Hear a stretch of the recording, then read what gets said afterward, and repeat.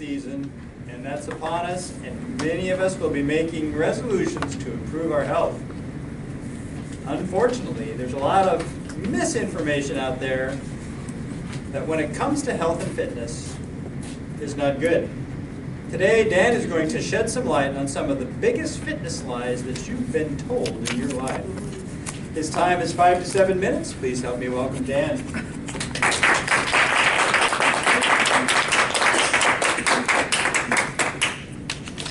Mr. Toastmaster, fellow Toastmasters, and guests, thank you. Today, I just want to share with you guys a little bit about some fitness myths that are out there. We all know it's about that time of the year where everybody starts to make New Year's resolutions, and typically those New Year's resolutions involve weight loss or some type of improvements to our health.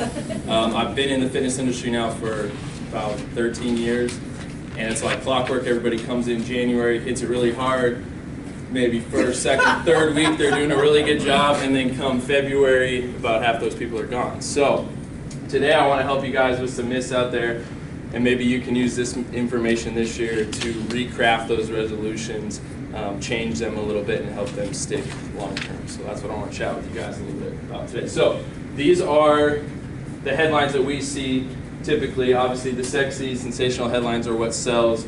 Quick fix diets, quick fix nutrition programs, that's what everybody wants to do in the new year to get the most results as fast as possible.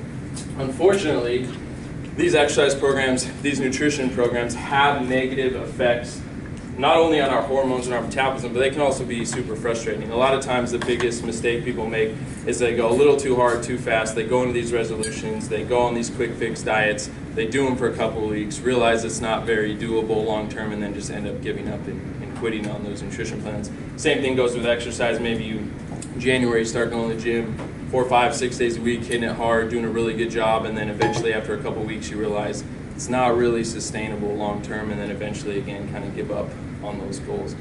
So I'm here to talk to you guys a little bit more about how we can incorporate some habit change and how small little habit changes can be a lot better form to get to these resolutions as opposed to these quick fix nutrition programs, quick fix diet, and all that kind of stuff out there. So I want to share with you these 5 myths today that are going to help you along with that. The things I'm going to talk about, a little bit about steady state cardio, high carb, low fat diets, spot reduction, a little bit more about some calorie myths, and then just as far as strength training goes for females. So the first thing is the steady state cardio, and the first thing that people do when they go to the gym typically in the New Year's is they hit the treadmill and they're going to go for a run for half an hour. And I'm by no means saying that's bad. It's not going to do anything negative to you. It's going to be a lot better than just sitting on the couch and doing nothing, obviously.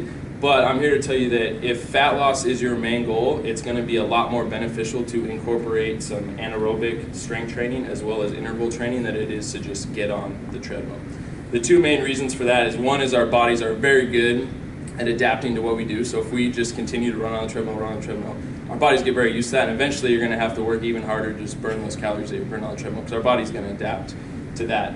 The other main thing, and this is just a study that's out there that showed that after 6 weeks, sprinters that did the same program versus joggers ended up shedding twice the body fat of those that were jogging, and also gained some muscle mass. And the biggest thing with this, and the whole myth with this, is that when you're doing interval training and your heart rate's going up and down and up and down and up and down, you actually have to recover from that workout. There's a thing called epoch, to where your body is burning calories 24 to 48 hours after that workout. And the same thing applies with strength training.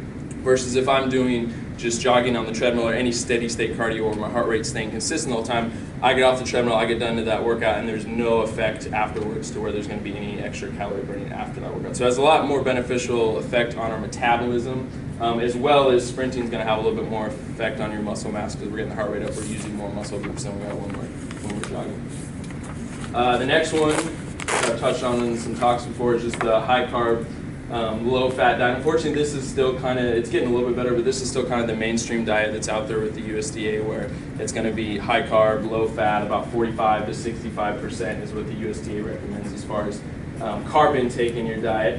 And I'm not saying you have to completely eliminate carbs. They can be beneficial when used properly, but that number of 45 to 65 is way too high for 99% of people. Typically somewhere in between, it depends on the person, but typically somewhere between 20 to 30% is going to be more realistic for that. Some people even go lower and do ketogenic diets and stuff like that. But the biggest thing with it is that our bodies can survive on virtually no carb intake. You can go keto, you can go higher fat, higher protein diets to do completely fine. It's the one nutrient that we can cut out and our bodies can actually still survive completely fine on. So along with that, what happens if we do high carb intakes?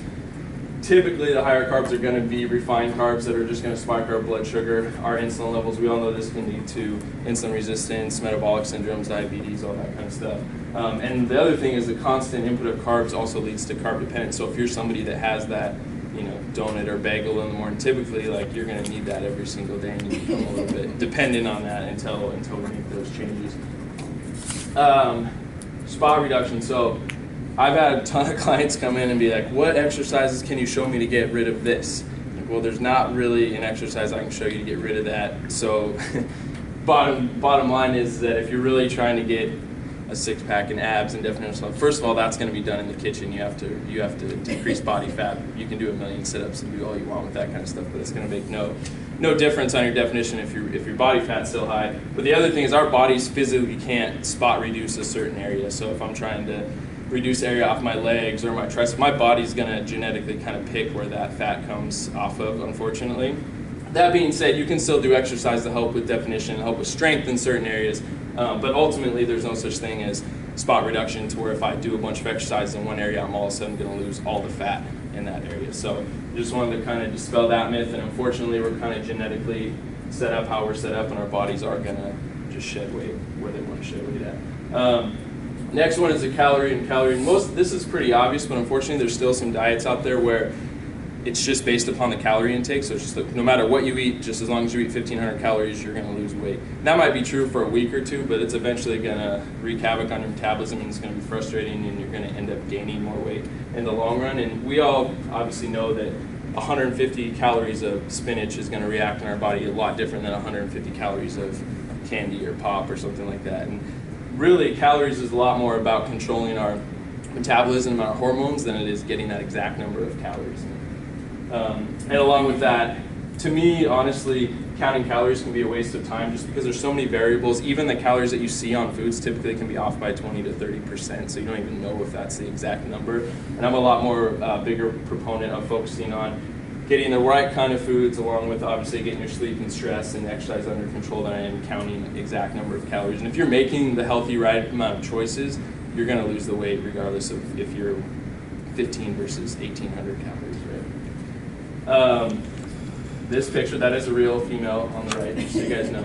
But this picture, a lot of times when I have female clients come in, the biggest thing they're worried about is bulking up when they lift weights. And I believe the number is 17 times as far as less testosterone production for females versus males. So it's virtually impossible for females to put on a lot of muscle just by lifting weights. It's just not physically possible with how much testosterone females produce. So unless you're lifting 6 days a week and probably taking some supplements that you shouldn't take, you're not going to be able to physically put on that much muscle just by lifting weights. And honestly, if you're going for a leaner tone kind of look, strength training needs to be incorporated. So the bottom line is, kind of use all this information, be a detective. A lot of things come into play with history, genetics, metabolism, food sensitivity, stuff like that. But be a trial, try everything, use trial and error, be your own detective, and then start to establish your plan for the new year instead of following these quick fix programs that are out there. So hopefully that helps.